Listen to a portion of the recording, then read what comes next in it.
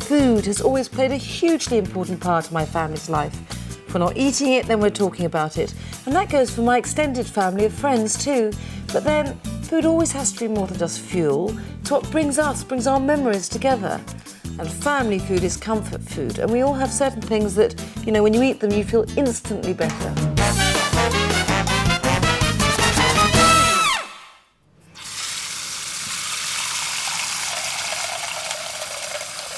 The food I really love eating, well, in common with lots of us, is the food that my mother cooked when I was a child. And this is my desert island dish. If I could choose the last meal I'd eat on earth, her beef with sauce bearnaise.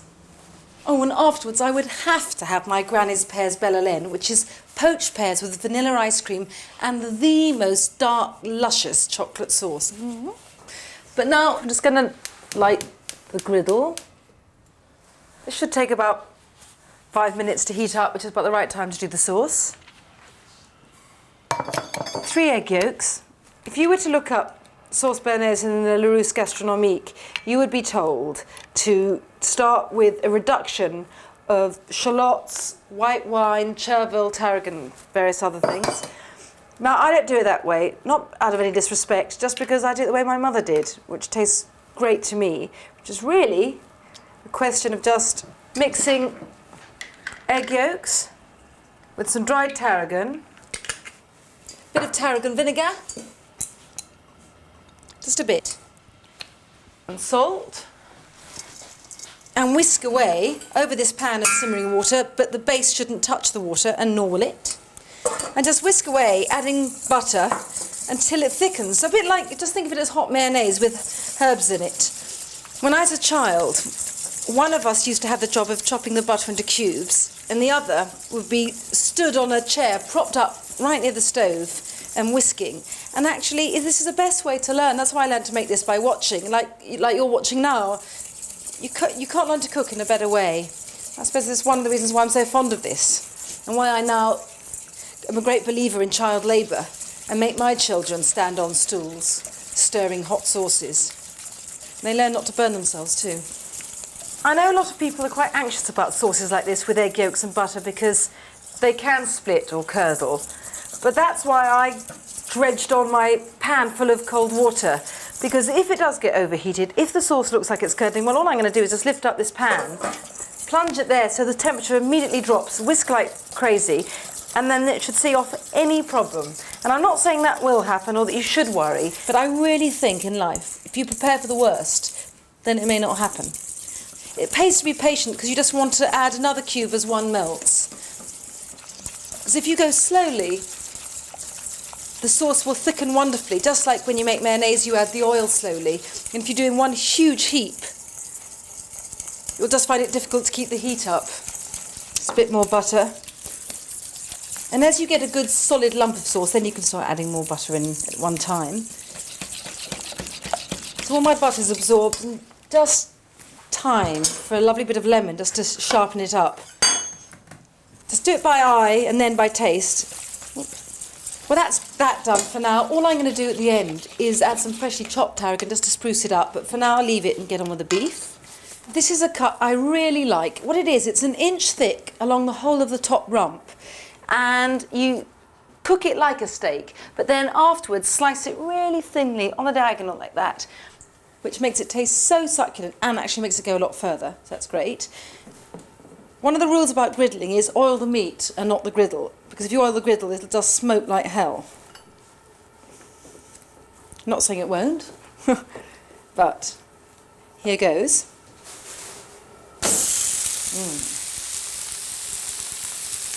I like my beef really underdone, so I'm only going to give this about 2 minutes aside. I love a bit of tong action. Now, if you haven't got a griddle, do not worry. You can use a domestic grill if it's hot enough. You can use a frying pan. You can use the oven, just remembering, cook this as a steak. I look at it from its thickness, don't weigh it. I think it's going to be ready to turn now. Wow, it looks wonderful. All tiger striped. Yum, yum. Then another few minutes and that'll be perfect. And that's it, really. Not too much work for the most fantastic meal. Well, this looks ready for me, so I'm just going to let it rest for a while on my board. Turn this off. Bit of salt. Meat should be salty. Now, the reason why you leave meat to rest is that when it's hot and on a pan, all its juice is near the outside, so if you just cut through it, the juice will just run out and all the flavour with it. Whereas if you let it sit just for a few minutes, the juices go all the way through the centre, making the whole cut really succulent and delicious. So I've got to add some tarragon to my sauce. It's just a teeny weeny bit of fresh tarragon just to spruce it up, and just because that gives you a lovely sort of herbal hit at the end. But not too much. You'll feel you're in the middle of some new mown hay. That's enough. Yum, yum, yum.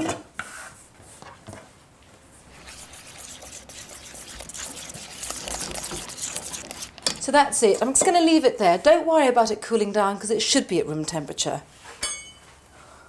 The beef. I wanted to just show you one thing, is that I like my beef really underdone, and you can tell how well beef is cooked without stabbing it, simply because if you press it and it feels really soft and sort of yielding, that means it's underdone. If it's a teeny bit bouncy, it means it's medium, and you don't need to tell me if it's hard. It's well done. So this feels lovely and soft and buttery, and I'm going to start slicing into it diagonally across. I am the world's worst carver, which is probably one of the reasons why I like this cut.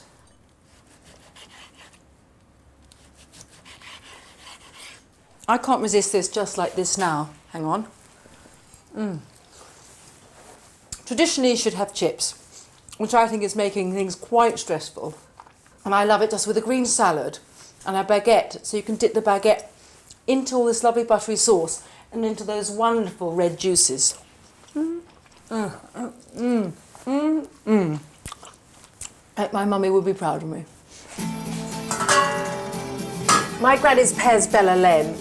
Poached pears, vanilla ice cream and hot, thick, dark chocolate sauce. The pears just peeled, halved and cored, and they're just poached in a vanilla syrup. And that is really just water, sugar and a vanilla pod, nothing scary. This is the easiest chocolate sauce you could imagine. Just a couple of bars of chocolate, half a cup of sugar. I like to use instant espresso powder because you can just pour on the water and then sprinkle over the powder. Don't even have to reconstitute it. But of course use any instant coffee or indeed real coffee that you like. And then you just pour in the cream, stir again, and that's it. This sauce is so good to have in your repertoire. You can use it to zhuzh up any tub of bought ice cream.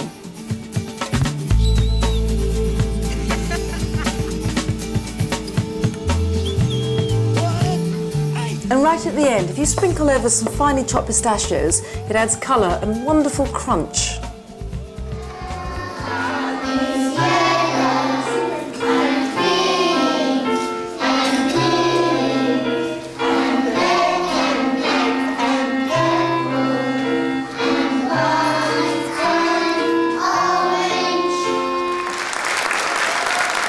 So good, sweetheart.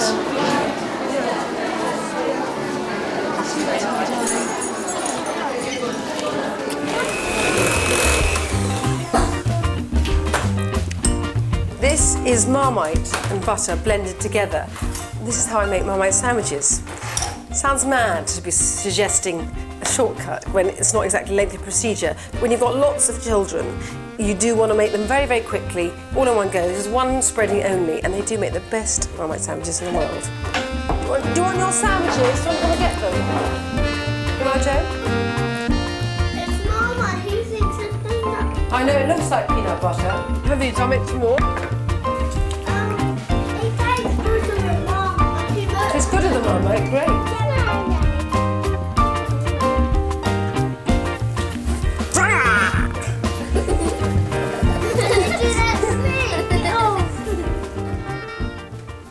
Not all the influences on the food I cook come from my family.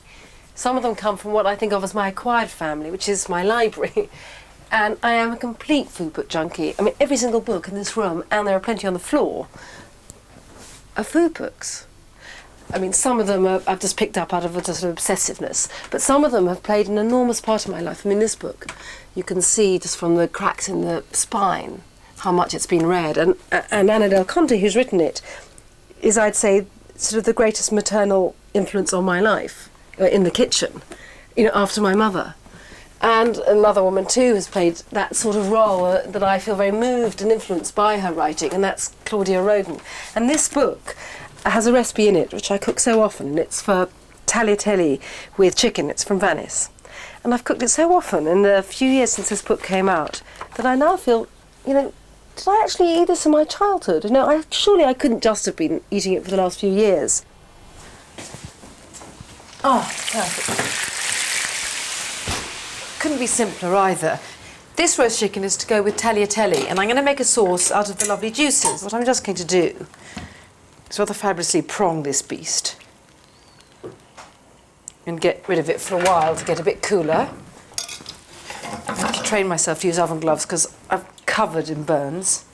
Pour these wonderful brown juices from the chicken, which is really just a bit of olive oil.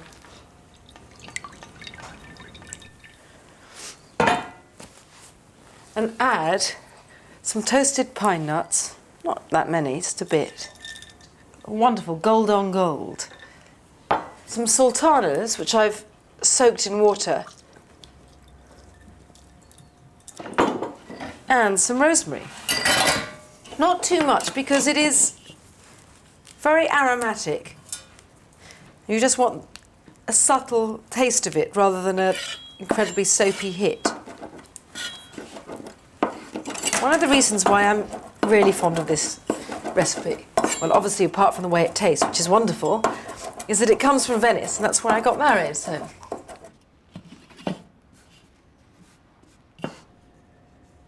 Now, chicken. Time for a bit of dismembering and surgery. Nothing I like more. I've got hands like asbestos, but you can use a knife and fork if you want, or just leave it to get a bit cooler. But I like pulling it apart with my bare hands. I'm doing this like this because I want nice rough chunks, nothing neat and elegantly sliced. You're going to have to be patient with me. This is going to take some time. I want the whole of this chicken, including the skin. I'm going to just wipe my hands because this gets very messy, which I have to say I rather like, but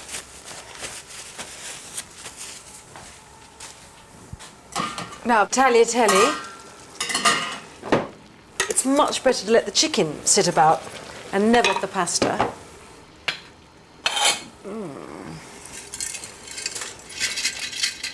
That's it. Come on, babies.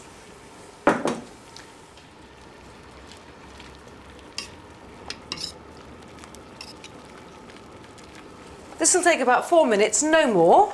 So I'll just heat my sauce up and get rid of the chicken. I want to keep bones for stock, and I'm not going to wash this up because it's got all the lovely chickeny bits from when the chicken was sitting in there. Well, that's about the size of it. Tagliatelle have to cook, sauce has to get warm. That is so wonderful. I'm just going to taste the pasta. I like to test it about a minute before it says, just in case. Just as well, because it's perfect. So now, I'm going to throw cold water over it. This brings down the temperature straight away, and then delicate pasta like this won't get overcooked.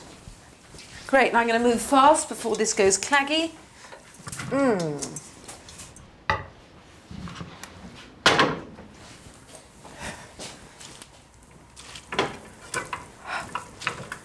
Pour half these lovely juices over. The Italians never use as much sauce as we do. You just have to be a bit more patient as you toss it through.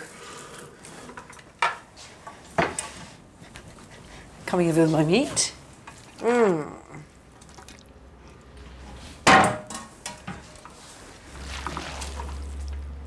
this is just family food at its best. And now the last half of the chicken juices.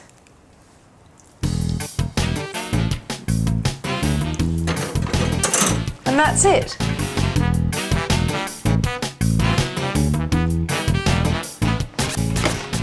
I'm going to freeze this chicken carcass, and even though you can't make any stock just with one carcass, I like to freeze them as I go along and build up a supply till I've got enough. And to that end, if I'm at a friend's house and we're having roast chicken for lunch, I just ask them if I can hit the carcass back home with me, and I stash it in my deep freeze at home, and then I'm a bit nearer to having enough for stock.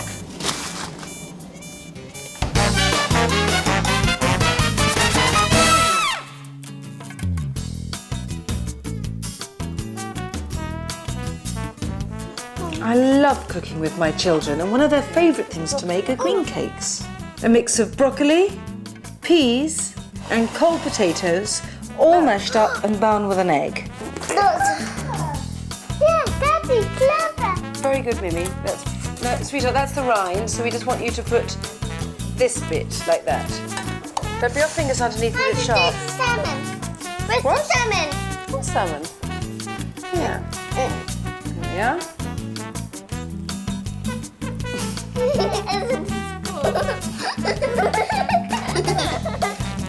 Dip them in matzo meal or breadcrumbs and fry them till they're lovely and crispy.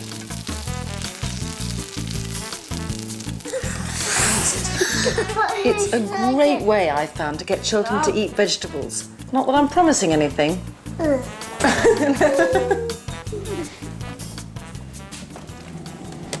I'm sometimes extravagant, but I am never wasteful. I can't throw anything away. I can't even throw away an egg white. But why would you want to? I stash them in my deep freeze, and then when I want to, I can make meringues. Or better still, pavlova. In fact, we make this pavlova so often at home, I can't work out whether in years to come my children will either absolutely be passionate about it or never be able to face one again. But whatever, they will need, if they're going to make it, 4 egg whites. Mine are defrosted in batches of 2 because that's how they were in the deep freeze. And if you've got a mangy old lemon knocking about, like I always seem to in my fridge, then it's really helpful if you just wipe it round the inside of your bowl, because that will get rid of any grease and means that the egg whites bulk up beautifully and a bit faster. The egg whites, 2 in. Second 2. Now, I get to use my favourite toy. Just turn on and whiz, and I can just watch it do anything, file my nails. This should take us about a couple of minutes. I'm not going to beat them too fast. Or maybe I am. I get so impatient. Come on, live a little.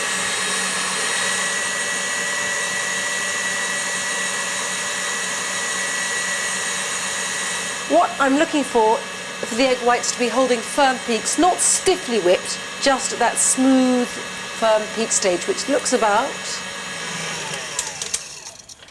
Now, great, so now the sugar, just whisking very gently to fold it in. For each egg white, you need 4 tablespoons of sugar. Tablespoonful is a precise measurement in cooking. It's 15 mils, or if it helps, think of 15 mils as 3 teaspoons. 3 Calpol spoons.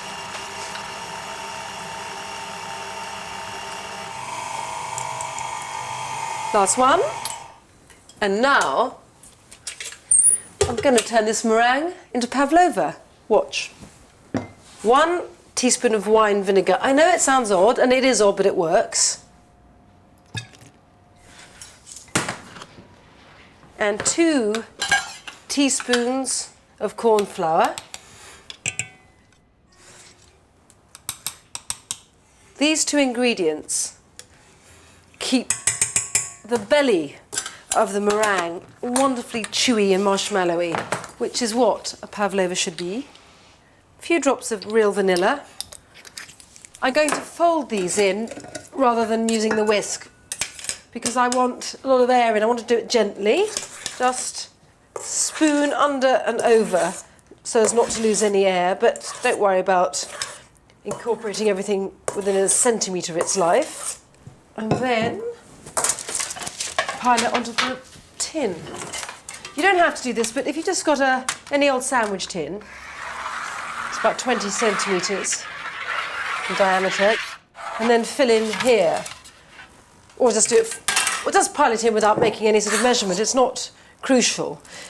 But I want this to be thick and gooey in the middle, not a shallow disc.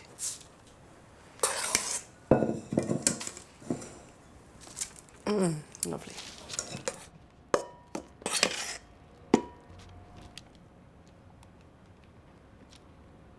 Don't get too hung up though about doing the perfect circle. You know, this is just ordinary home cooking. It's not meant to be perfection.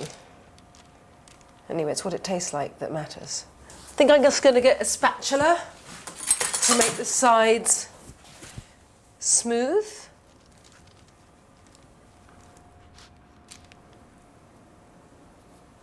And that's it.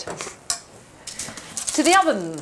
Hotter oven than you might think for meringue, 180, gas mark 4. But there's a reason. I want the meringue to go in the heat and so crisp up on the outside, but then I'm turning it down to 150, gas mark 2, so that the inside cooks more slowly and stays soft and marshmallowy. The perfect pav.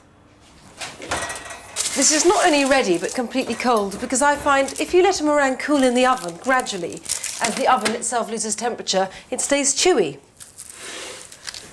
Now for the unveiling. This is a tip I learned from Stephanie Alexander, the Australian food writer. It's her family way of doing it. You invert it and put it on your serving dish with the soft bit that's been next to the paper on top, so the cream that's piled all over this melds with all this marshmallowy bit of meringue. And the bottom and sides are crisp. Perfect. I've used the same toy to whisk the cream.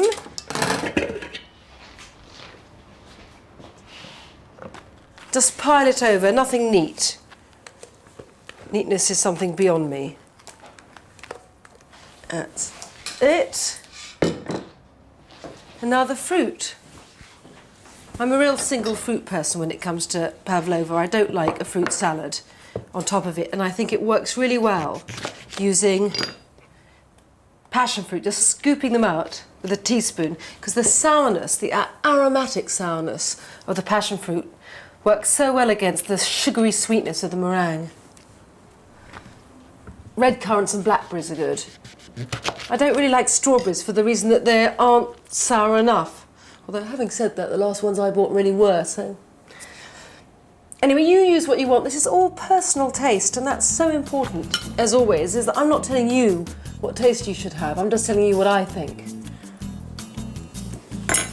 And here it is.